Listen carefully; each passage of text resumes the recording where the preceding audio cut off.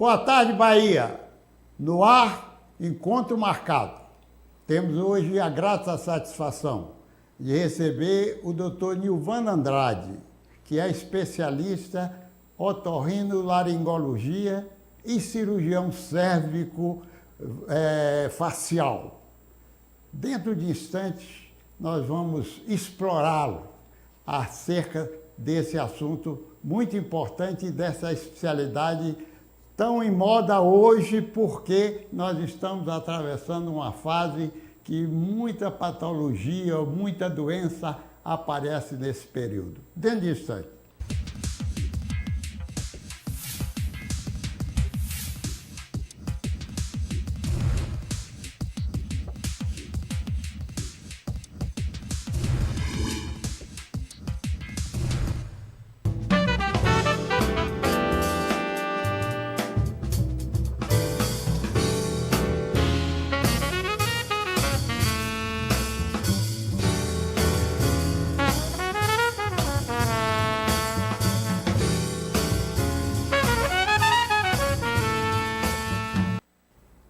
Doutor Nilvano, nós temos a satisfação de recebê-lo e aproveitar um pouco desse momento, porque nós temos notícia que vocês estão encetando uma campanha muito grande, multiestadual, e me parece que isso é de um alcance enorme.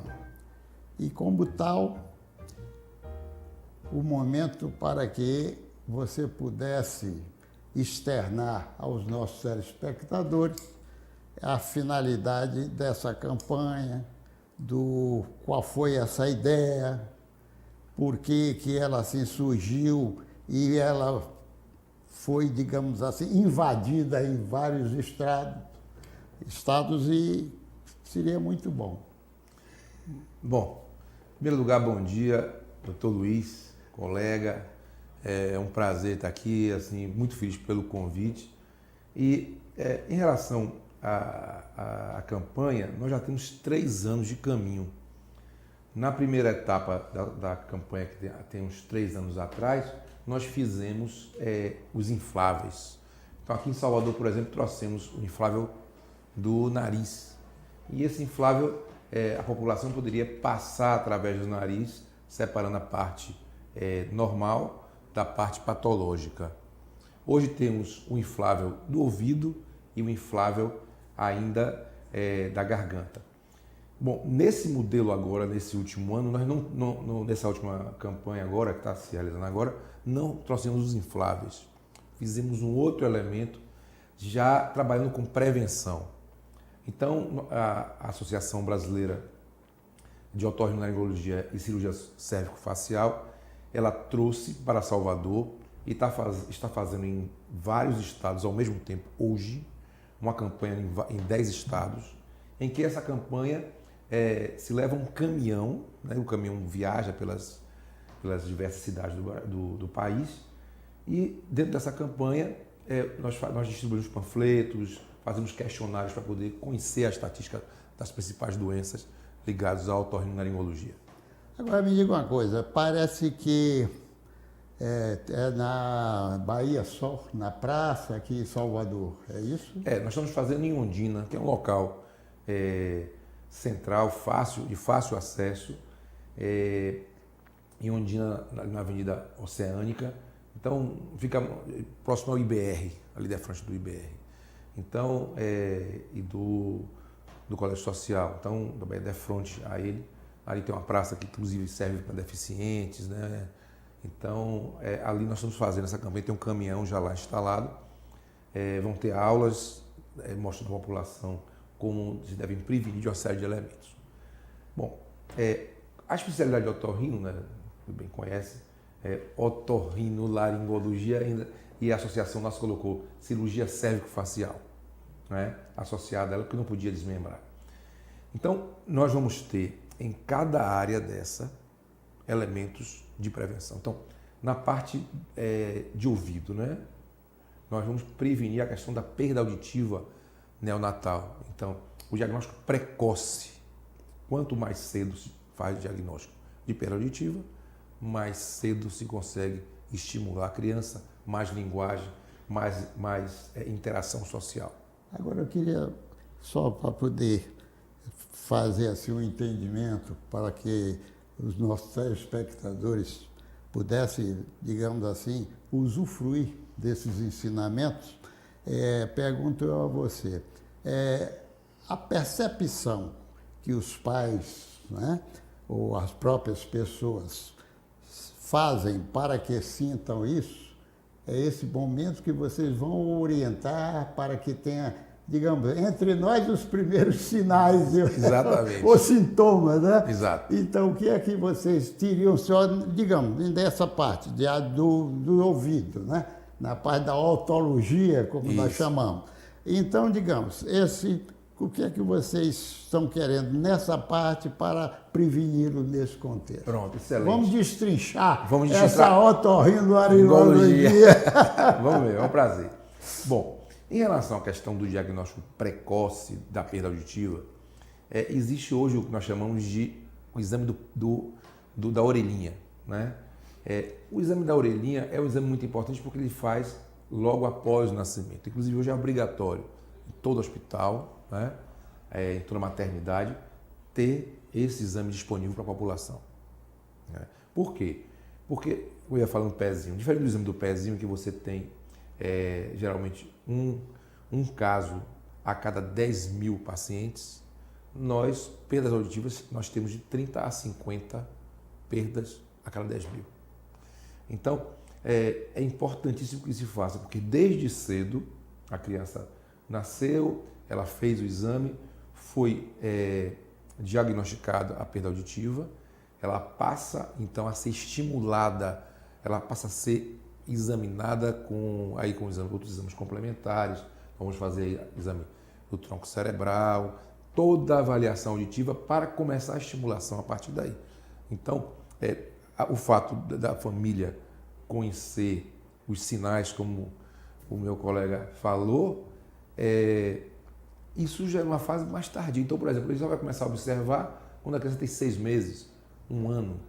Então, poxa, esse menino é muito quieto, ele não responde, ele não interage, ele é tão bonzinho, mas na verdade essa criança ela não está ouvindo, não está conseguindo se comunicar. Agora me diga uma coisa, esse exame que é feito, digamos assim, pós o parto, isso. Ele já detecta alguma coisa nesse sentido? Como é esse exame? Esse exame é chamado otoemissão acústica. O aparelho joga um ruído, tá? E as células produzem o que se chama de otoemissão. Elas respondem e o aparelho detecta. O exame ele não dá o nível auditivo, mas ele diz se existe uma cóclea funcionante ou não. Então, o fato da cóclea estar funcionando, né, já é um indício de que essa criança, pelo menos, não tem uma lesão maior. Então, bom, esse exame poderá, no primeiro momento, a autoemissão, como nós chamamos, não ser presente, tá? Que é o certo ela ser presente. Aí existe o reteste, geralmente se deixa 30 dias e faz um reteste. Como eu falei, a incidência é muito importante e o diagnóstico é muito importante e a resolução cada vez mais tem melhorado em relação a esses problemas. Quer dizer que a incidência é muito grande, né? Muito grande, eu acho. Vocês 30 a 50 né? pacientes por cada 100 mil pessoas, por cada 10 mil pessoas é muito. Realmente é. Então agora vamos para a outra parte da rino. Da rino. A rinologia é algo extremamente importante, né? Porque é o sopro da vida, não é verdade? E nós temos, na campanha passada, quando tivemos o inflável, nós mostramos todos os elementos, a parte normal e a parte do desvio septal. Desvio septal, da sinusite, da adenoide, todos os elementos que dificultam a respiração. Então, o certo é respirar pelo nariz e viver melhor. Então, nós temos essa campanha, a primeira campanha, e as pessoas começaram a entender exatamente o que era uma sinusite, o que era uma adenoide, o que era um desvio septal. E o nariz é fundamental em toda a respiração. Nesse ano agora, nós estamos trabalhando com outro foco, porque já fizemos a parte de obstrução nasal. Estamos trabalhando com ronco e apneia. Então, já é outra visão de prevenção, que aí é multidisciplinar. Não age só o otorrino, age o pneumologista, age o neurologista. Então, mas quem dá o diagnóstico, na verdade, da parte física, tá? Principalmente, é o otorrinolaringologista. É para ele que vão as maiores queixas, é para ele que existe o maior volume de pacientes. É para o otorrinolaringologista em que você tem um diagnóstico bem mais preciso, porque geralmente os colegas das outras especialidades, eles são muito importantes no diagnóstico, principalmente no elemento chamado polissonografia. Mas na parte física, no exame que é fundamental, em que você pode resolver as questões do ronco, a partição principal do otorrinolaringologista. Agora, você falando isso, me veio aqui à mente que há cerca de, talvez um mês, né, esteve aqui comigo, que eu tenho, por sinal, um grande apreço a ele, ao nosso colega Francisco Ora, isso, claro. Que é o homem hoje que vive exatamente essa história de apneia do sono. Exatamente, não é verdade? E aí você falou um negócio que eu me lembrei, falando, digamos assim, dessa função do nariz, da respiração. Exato. Na verdade, é o primeiro sinal que a gente tem da criança quando nasce, né? Exato. Que a gente fica preocupado, nós que fazíamos, e eu que fazia a obstetrícia, isso. Aquele primeiro choro é muito importante, né? Exatamente. Quando eu falo na universidade, eu sou professor da Escola Brasileira de Medicina, e eu sempre comento o seguinte: quando eu trabalho com via respiratória, eu trabalho de 0 até a idade adulta possível, vamos dizer assim, depois dos 100 anos, no caso, Dona Canu, né? Então, quando a criança nasce, a respiração, que não é nasal, é incompatível com a vida. Por quê? Você sabe bem disso. Por isso que essa expectativa. Se a criança não respira, ela não consegue viver ao nascer. Isso é verdade. E isso se deve, geralmente, a patologias congênitas. Então, nós temos patologias congênitas ao nascer e tem que ser diagnosticada e tratada imediatamente. Às vezes a criança precisa de um suporte de UTI, né? Precisa ser entubada, né? Porque ela não consegue respirar pela boca, abrir a boca e respirar, porque o crânio é muito compacto. E o fato é muito compacto, ele não consegue, só consegue respirar pelo nariz. E tem uma estrutura específica para isso, porque no caso da amamentação ele precisa respirar ao mesmo tempo que ele engole, né? As pessoas até esquecem isso. Por isso ele tem o crânio compacto, para poder sugar com mais força, tudo aquilo que nós já conhecemos. E à medida que o tempo vai passando, questões da imunidade, questões do crescimento das amígdalas, das adenoides, isso vai fazendo uma obstrução da via respiratória. Depois, as rinites, depois na adolescência os desvios septais, os tumores nas pacientes acima de 30 anos, geralmente os tumores de rinofaringe, do fundo do nariz. Então, nós temos várias patologias dependendo da idade. E, realmente, por esse motivo de que o grande impacto do ronco vem da questão respiratória, como o doutor Luiz teve a experiência desde o nascimento até sua idade, podemos dizer então que esse impacto é muito grande e é certamente o principal impacto inicial, né? Porque ele que gera todos os problemas, doutor Luiz. Agora, você falou um negócio aí que me deu uma curiosidade. Eu não sei se a forma hoje, digamos, dos tratamentos, digamos, o descobrimento de um arsenal terapêutico muito bom para processos infecciosos e tal. No passado se fazia muita amigdalectomia, a retirada da amígdala. Hoje parece que também tem um outro conceito, talvez como órgão de defesa, um elemento de defesa do organismo. Como é que dá uma explicação? Bom, até para mim mesmo eu gostaria. Eu vou explicar bem. O que aconteceu é o seguinte, eu sempre digo que nós não podemos comparar tempo de hoje com o passado. Não podemos. Nós podemos comparar as coisas do mesmo tempo. Eu posso comparar um celular com um outro modelo de celular, mas não posso comparar o celular com o telefone fixo. É verdade. Concorda? Então, naquele tempo se fazia muito a amígdala, porque o recurso maior era esse. Meu filho é médico e diz assim, meu pai você ainda era pré-antibiótica. Então, os tratamentos hoje mudaram muito, você tem um espectro maior de antibiótico. Mas eu tenho um dado novo que é o seguinte: por se ter negado e não se opera mais a amígdala, que foi uma grande besteira se parar isso, vamos usar determinado tipo de tratamento, gotinha debaixo da língua e tal, uma série de coisas. Prevenção de outra maneira, dieta, disso, daquilo, isso tudo é importante. Mas se deixou completamente de operar. O que aconteceu? Um volume enorme de pacientes que teriam indicações de cirurgia não o fizeram. E hoje, se nós notarmos, acontece um paradoxo. Os pacientes que tinham indicação de cirurgia no passado, hoje fazem grandes abscessos na amígdala. Então, o que está acontecendo é que, embora nós estejamos vivendo numa condição de antibiótico plena, por isso que eu falei de meu filho da era pré-antibiótica, nós temos hoje várias complicações graves em não ter se tirado a amígdala no passado. Então veja como a natureza é, né? Ela se alimenta, ela cria seus ciclos, tá? E isso hoje está acontecendo. Eu tenho vários pacientes a cada mês, né? Tem complicações relativas a isso. E a cirurgia nós fazemos, porque uma das coisas que é muito importante, já que o tema era ronquiapneia, é o aumento da amígdala, que faz a criança obstruir. A criança também tem ronquiapneia. Então ela não consegue respirar. E talvez essa seja a principal indicação hoje de cirurgia, seja a obstrução da via aérea por adenoide e por amígdala, e o resultado é espetacular. Ela volta a respirar bem, volta a ter uma vida normal.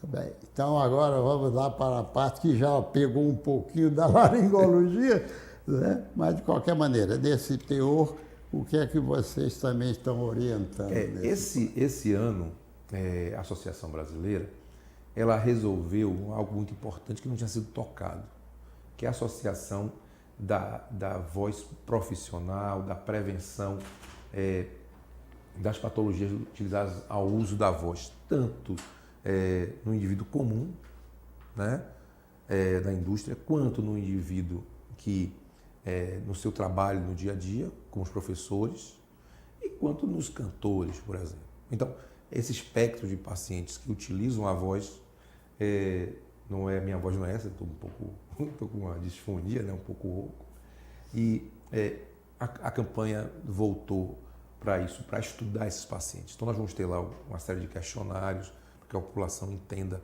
e possamos conhecer o perfil. Nós temos um problema muito sério hoje em relação à estatística, temos um problema muito sério hoje em dados, porque a maioria dos dados hoje de pesquisa são americanos. O país produz muito pouca estatística, a verdade é essa, né? O país é muito grande, tem essas dificuldades, mas ele produz muito pouca estatística. Então nós vamos trabalhar com a laringe, voltando para a questão da prevenção. Então, por exemplo, o professor, né, que tem longas jornadas, ele precisa saber como fazer a higiene vocal. Ele precisa saber como ele tratar melhor seu instrumento de trabalho. Então, por exemplo, a ingestão de líquido é extremamente importante para o professor. A maneira de utilizar a voz, tá? Não tentando, por exemplo, tentar competir com o barulho da sala. Porque às vezes os alunos estão mais agitados, então ele tem que saber como atrair o aluno sem precisar gritar com ele. Então, a maneira como que ele está se alimentando, a rotina. O professor tem que chegar muito cedo na escola, então ele vai ter que ter uma atividade física, ele vai ter que poder aí ter uma gestão de alimentos saudáveis, né? Isso não representa custo, mas representa qualidade de alimento. E vai poder ter um ciclo de sono, tá? E tudo isso envolve a própria voz. E o trabalhador, ainda por cima, que muitas vezes tem fones no ouvido, ele às vezes tem que tentar, junto às máquinas também, que tem um grande ruído, também não competir com elas. Você falando isso, eu até me lembrei agora, parece que hoje também, nesse contexto de voz, tem surgido muita patologia na área da oncologia, da laringe, não é verdade? Exatamente. Vocês têm encontrado muito isso em consultório? Como é que isso? Temos sim, Luiz. A questão é a seguinte.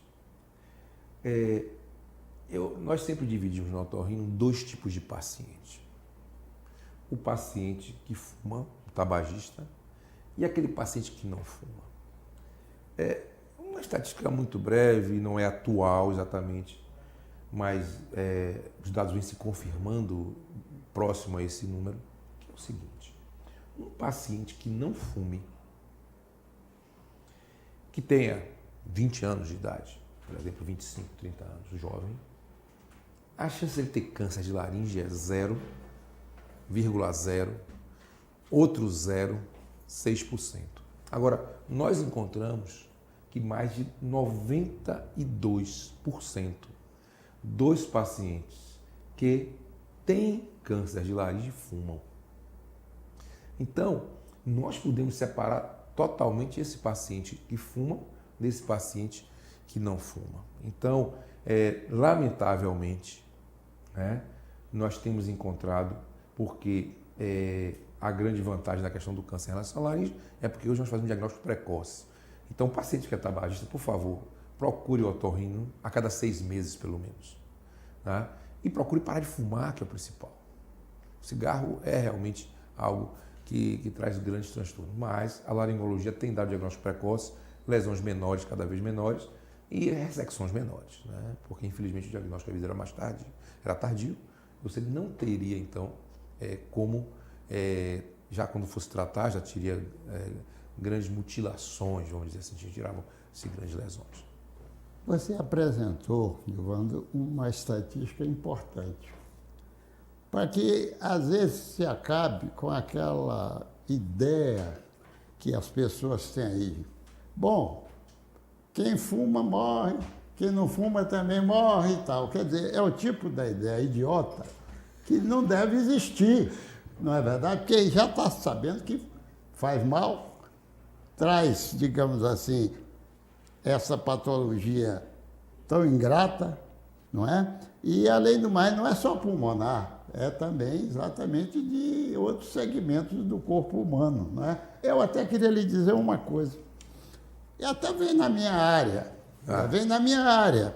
Eu estava lendo um artigo, se não me falha a memória, de negócio de uns 2 ou 3 dias, de um americano se confessando, como declarando, não é?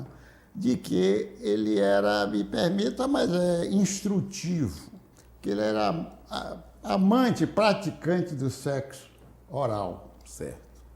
E o resultado, ele talvez pela diversidade e sem, digamos, os cuidados da avaliação da parceira, né, ele estava exatamente com um processo de câncer pelo vírus do HPV, porque realmente eu estou dizendo da especialidade que era um dos pontos altos da ginecologia, é a história do HPV no colo do útero. Claro, não é verdade? Claro. Então eu achei ele contando essa história, né? E, de fato, digamos assim, é um acontecimento que pode ocorrer com qualquer praticante, claro, desde quando ele não tem os cuidados da sua seleção para que isso ocorra.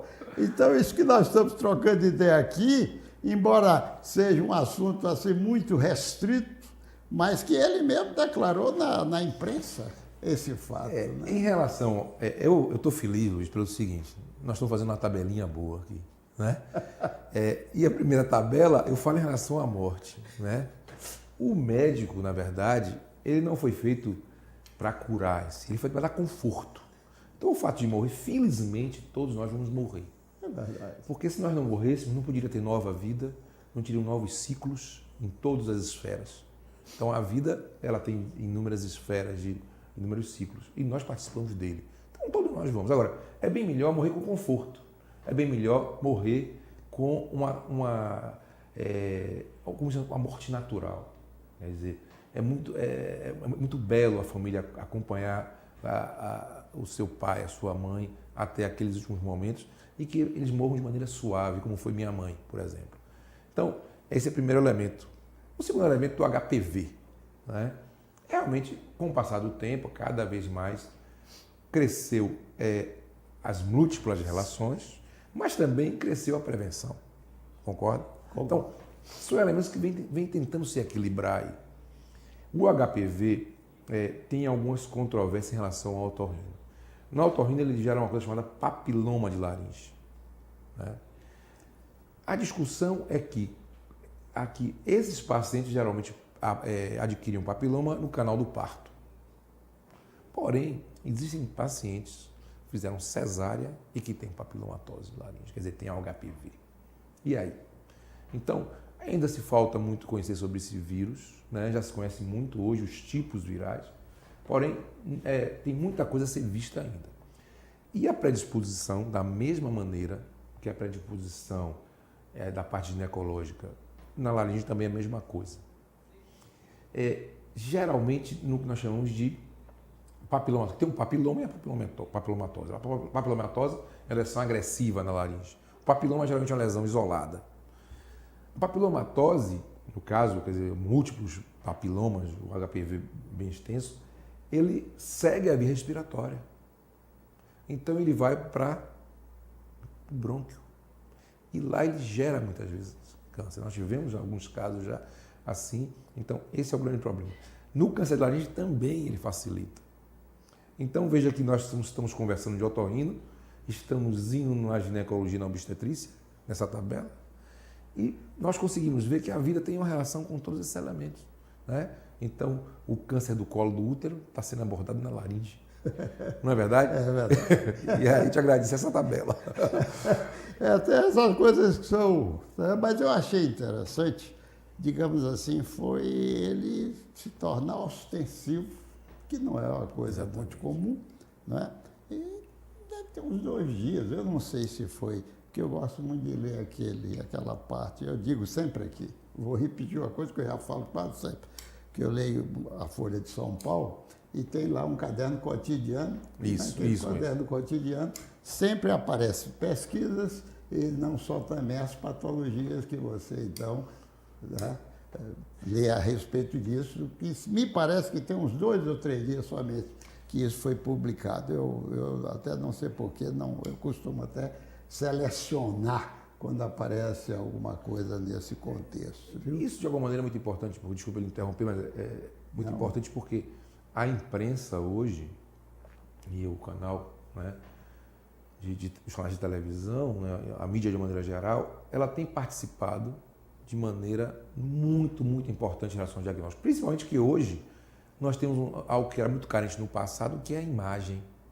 Hoje você consegue ver uma bactéria com facilidade. Hoje os livros são o contrário do nosso tempo, que você tira um bloco de...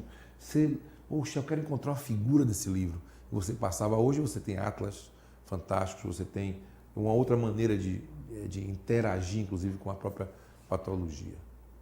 Agora me diga uma coisa, vamos aí nessa parte, praticamente nós já atacamos aí a parte laringológica, e nessa parte de cérvico-facial, cabeça e pescoço, numa linguagem assim mais compreensiva, não é?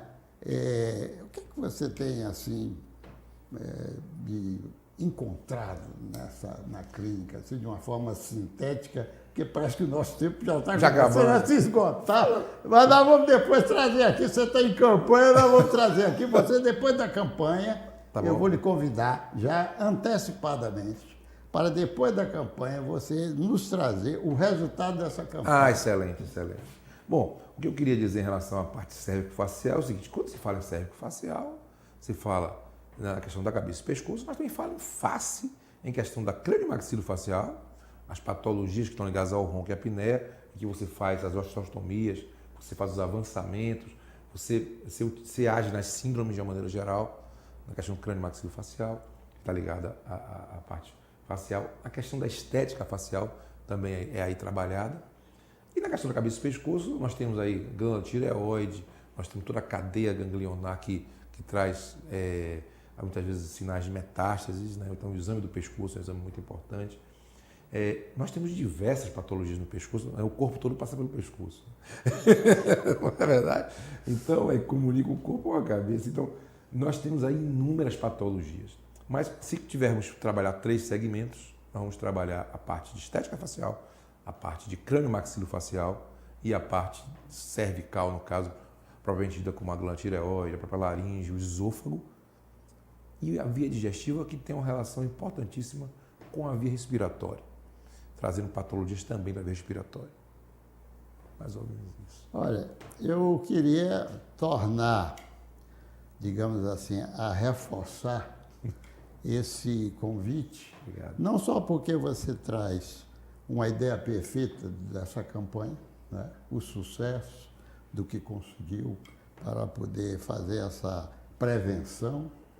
E aí nós iríamos adentrar um pouco nessa parte aí de pescoço, que é muito importante, Claro. e a gente tem encontrado hoje com muita facilidade. Né? Tem. A otorrino é uma especialidade muito ampla. Tanto que hoje nós temos grupos de colegas que trabalham com áreas às vezes separadas. Então nós temos o otologista, o rinologista, o laringologista, o cirurgião crânio maxilofacial, a estética e a cabeça e pescoço.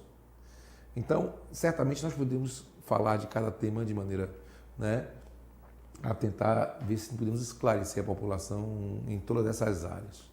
Eu queria, assim, sintetizando nesse nosso programa, se você teria, nesses minutos finais, alguma recomendação que você pudesse fazer aos nossos telespectadores de uma forma genérica. A recomendação, como eu falei anteriormente, procure seu otorrinolaringologista, seu clínico. Porque, por exemplo, nós não falamos em vertigem, tontura, que era um dos aspectos da campanha, estão relacionados com doença metabólica. Então, procure analisar seu corpo de maneira geral. Segundo não, talvez primeiro, não fume. Se alimente bem. O cigarro realmente é um problema muito grave em nossa especialidade, né, na vida nossa. Então, se puder trazer uma mensagem, vida saudável, e procure, a verdade, a campanha que é que procure o otorrinolaringologista, associado, claro, com sua assistência global do clínico, e aí ginecologia, todas as especialidades têm uma importância no conjunto que é o corpo humano. Então, o corpo humano, ele tem importância em cada canto dele. Então, a otorrino tem patologias muito frequentes, porque a face está defronte de tudo, a questão do trauma, a questão da via respiratória, da via digestiva, que é o início de tudo aí. Então, a partir daí, se tem diagnósticos precoces hoje. Então, vamos tentar ver se aproveitamos o desenvolvimento da tecnológica, como conversamos antes de começar a gravação do programa, que vamos aproveitar isso, tentar ser feliz com a vida, né? E, na hora certa, poder descansar.